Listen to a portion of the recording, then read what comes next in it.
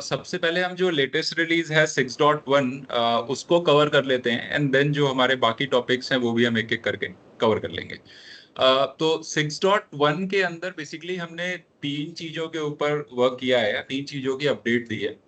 एक है हमारा एमएसएमई फॉर्म 1 जो कि कंपनीज के लिए है जो एमसीए के अंडर आती हैं, और अगर वो एमएसएमई माइक्रो और स्मॉल से परचेज कर रहे हैं तो उनको उसकी डिटेल 6 महीने पे ये एमएसएमई फॉर्म 1 जो है वो फिल करना होता है। तो वो उसकी एक अपडेट आई थी, वो हमने इसमें कवर किया हुआ है। इससे पहले भी एमएसएमई फॉर्म 1 हम दे रहे थे, बट जो रिवाइज फॉर्म है उसके अंदर कुछ कॉलम्स एडिशनल बढ़ाए गए हैं, तो वो मैं आपको दिखा दूंगा। देन हमने एडिट लॉग के ऊपर अगेन जो कंपनियां प्राइवेट लिमिटेड लिमिटेड कंपनियां हैं उनको अपने एक ऐसे सॉफ्टवेयर को यूज करना है जिसके अंदर हर तरह के मॉडिफिकेशन का जो है लॉग बनता हो। तो मॉडिफिकेशन जो एमसीए की नोटिफिकेशन थी उसके अंदर उन्होंने ये तो नहीं बताया कि मॉडिफिकेशन का स्कोप क्या है, बट अगर हम जनरली देखें तो कोई भी क्रिएशन, अल्ट्रेशन, डिलीशन से मॉडिफिकेशन हो सकता है हमारे फाइनेंशियल स्टेटमेंट में। तो टैली का जो स्कोप है वो क्रिएशन, अल्ट्रेशन और मॉडिफिकेशन तीनों के लिए होता है। एंड उसमें हमने एक नया रिपोर्ट दिया है, क्योंकि जब हम एडिट लॉग को फर्स्ट लेके आए थे तो इसमें एक रिक्वायरमेंट थी ग्राउंड से कि हमारे पास ये फिजिबिलिटी नहीं है कि हम ये एक एक वाउचर में जाके देख सके कि क्या मॉडिफाई हुआ है या कितना मॉडिफिकेशन हुआ है या किस यूजर ने क्या मॉडिफाई किया। तो उसकी एक समरी रिपोर्ट जो है वो हमने 6.1 के अंदर दी है। And third one is the GST related thing, कि जिसमें आईएमएस जो एक नया फैसिलिटी पोर्टल पे हमें मिला है, ऑल्दो ये अभी मैंडेटरी नहीं है, बट जैसा सुनने में आ रहा है कि जुलाई ऑनवर्ड में भी शायद इसको मैंडेटरी किया जा सकता है। और गोइंग फॉरवर्ड जो भी आपका आईटीसी फ्लो करेगा 2B में and from 2B to 3B, ये आईएमएस के थ्रू ही फ्लो करेगा। तो आईएमएस में हमने क्या चेंज किया है, ये तीन चीजें जो है मैं अभी पहले कवर कर लेता हूँ। ठीक है, तो let's start with MSME. So MSME form 1 के अंदर आप सभी लोग टैली प्राइम यूज कर रहे होंगे, तो आप मैं मेजरली गोटू का ही इस्तेमाल करूंगा। ठीक है, तो यहाँ पर आप एमएसएमई फॉर्म 1 आप लिखोगे तो आपको एक रिपोर्ट दिखेगी, MSME form 1 annexure. The moment आप इस पे एंटर करोगे तो यहाँ पर आपको उन सभी पार्टीज की डिटेल मिल जाएगी जो एमएसएमई में रजिस्टर्ड हैं, जिनसे हमने कोई ना, जो हमारे क्लाइंट ने हमने कोई सप्लाई लिया हुआ है, और वो भी सिर्फ माइक्रो और स्मॉल के लिए। एंड उसमें भी जो एडिशनल फिल्टर है वो मैन्युफैक्चरिंग और सर्विस के लिए, ट्रेडिंग वाले इसमें जो है इन्वॉल्व नहीं है। तो यहाँ पे आप देख सकते हो कि ये फॉर्म 1 ऑलरेडी यहाँ पे प्रिपेयर है, और यहाँ हमें कुछ पार्टी की डिटेल दिखाई दे रही है जो कि पैन वाइज हमने कंसोलिडेट करी हुई है। और पहला फर्क यही है कि इससे पहले जो एमएसएमई फॉर्म 1 देते थे वो बिल वाइज डिटेल होती थी, नए वाले में उन्होंने पैन कंसोलिडेशन वाइज मांग लिया है। दूसरा, आप यहाँ पे चार ब्लॉक्स देखेंगे। पहला, पेड बिल्स। तो इससे पहले एमएसएमई फॉर्म 1 के अंदर हमें सिर्फ दो ही तरह के बिल्स रिपोर्ट करने पड़ते थे। एक होता था जिनका पेमेंट हमने 45 डेज के बाद किया है, और दूसरा होता था जो 45 डेज के बाद भी आउटस्टैंडिंग है अभी आपकी बुक्स ऑफ अकाउंट में। लेकिन नए वाले रिवाइज्ड फॉर्मेट के अंदर हमें चारों डिटेल मांग ली गई है, यानी कि पेड बिल जिसको आपने बिफोर क्रेडिट पीरियड पे किया है और आफ्टर क्रेडिट पे किया है। तो यहाँ क्रेडिट पीरियड का मतलब सिर्फ 45 डेज है। ठीक है, इसका एमसीए को इससे मतलब नहीं है कि एमएसएमईडी एक्ट के अंदर 15 दिन और 45 दिन की कॉन्सेप्ट है, यहाँ सिर्फ 45 डेज को ही कॉन्सेप्ट किया गया है।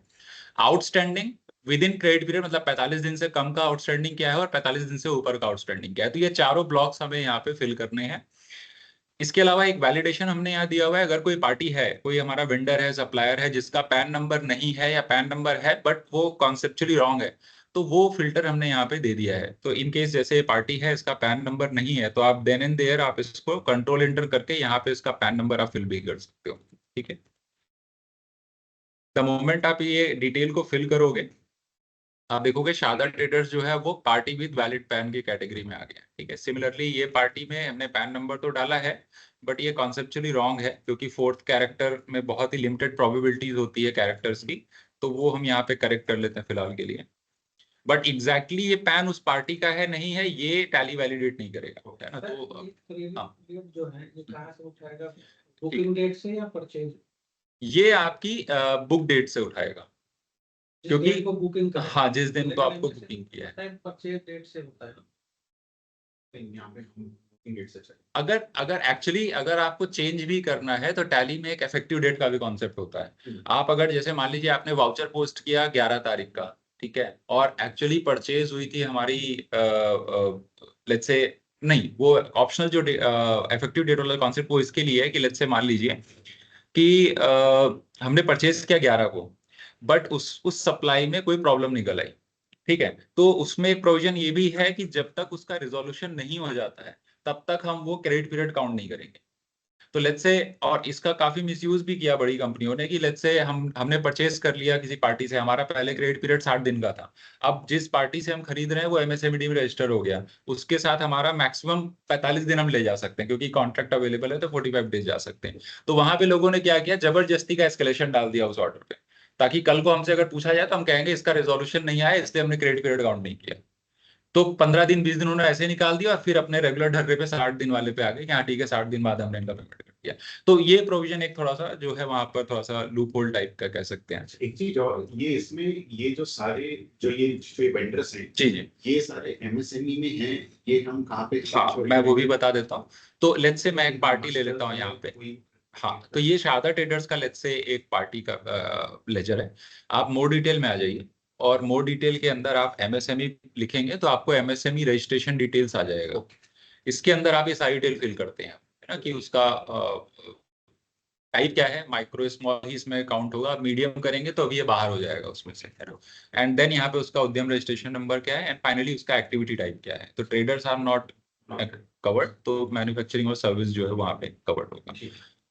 ठीक है, अगर किसी पार्टी के पास बहुत ज्यादा डिटेल है जो पेंडिंग है, आपको लगता है कि उसको कंप्लाइंट होना चाहिए बट वो क्लाइंट नहीं कर रहा है वो काम क्योंकि उसके पास डेटा ही नहीं है, अब आप अपनी तरफ से तो उद्यम नंबर नहीं भरेंगे, ये काम तो उसको ही करना पड़ेगा, चाहे वो बल्क मेल शूट करे या जो भी करे, है ना।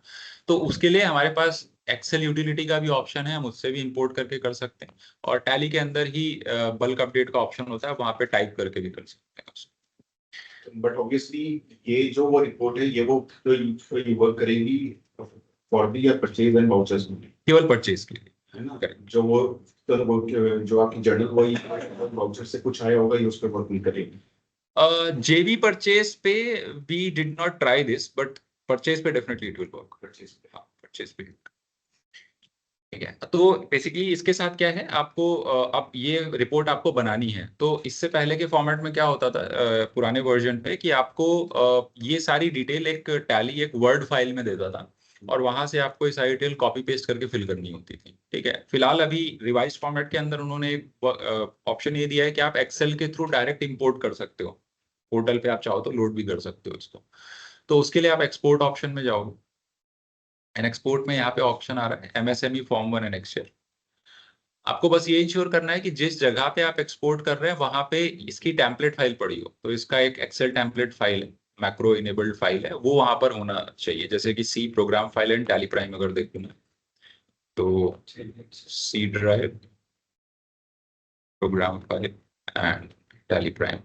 तो यहाँ पे जैसे ये फाइल अभी नहीं है, मैं कॉपी पेस्ट कर लेता हूँ।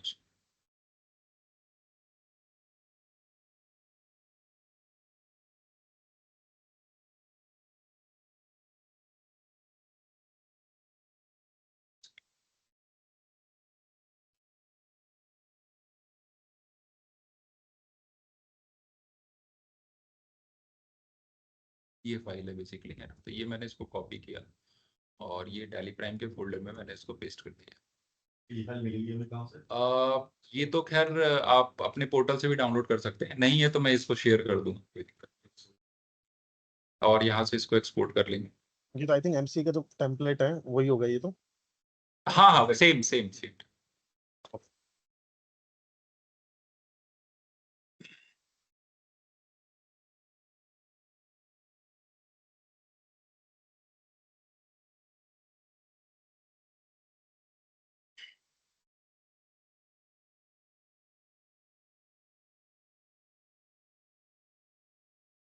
ठीक है, जब ये टेम्पलेट एक्सपोर्ट हो जाएगा तो यहाँ पे एक चीज आपको ध्यान रखनी है, से इसको ओपन होने देते हैं।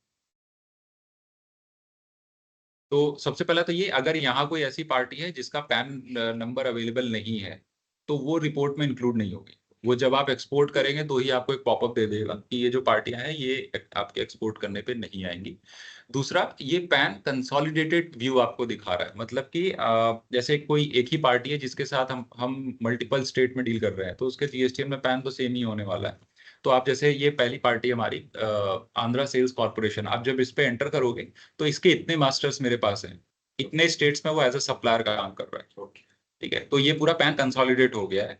अगर आपको यहाँ पे लेजर वाइज बिल देखने हैं तो आप क्लिक करके लेजर वाइज बिल भी देख सकते हैं। ठीक है, आपको ये रिपोर्ट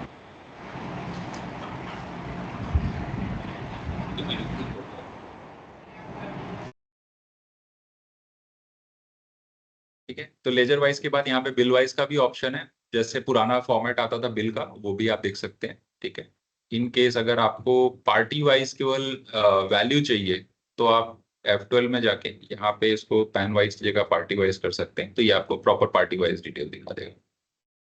अब एक्सपोर्ट करने के बाद जो एक काम पेंडिंग रहता है वो ये रहता है रीजन। तो ये नई चीज इन्होंने ऐड की है कि आपको हर पार्टी के साथ उसका रीजन भी अपडेट करना पड़ेगा, और ये आपको मैनुअली फिल करना है, क्योंकि टैली के अंदर ऐसा कोई रीजन पुट करने का हमने फील्ड नहीं दिया हुआ है। तो रीजन जो आपका है कि कैश फ्लो क्रंच है, सप्लाई इशू है, जो भी है वो आप यहाँ पे मेंशन कर देंगे, और मेंशन करने के बाद इसको आप एज इट इज जो है पोर्टल पे अपलोड कर देंगे। तो ये आपका 6 मंथ्स का जो भी हिसाब किताब है आप देखोगे वो इसके अंदर आ जाएगा। सो इसको लेकर कोई और क्वेरी किसी की हो तो otherwise we can move to the next topic. नहीं, अच्छा है, ये काफी प्रॉब्लम सॉल्विंग है। बस काफी एमएसएमई जो हमारे क्लाइंट है उनको प्रॉब्लम होती है जो टैली में यूज करते हैं, तो ये अच्छा है, यूजफुल है। Okay, thank you thank you.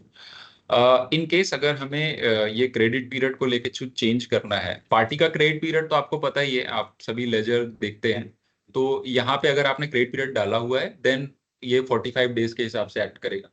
अगर नहीं डाला हुआ है तो ये 15 डेज के हिसाब से एक्ट करेगा। वैसे एमएसएमई के लिए, सॉरी एमएसएमई फॉर्म 1 के लिए तो 45 डेज फ्लैट है, चाहे आपने भरा हो चाहे नहीं।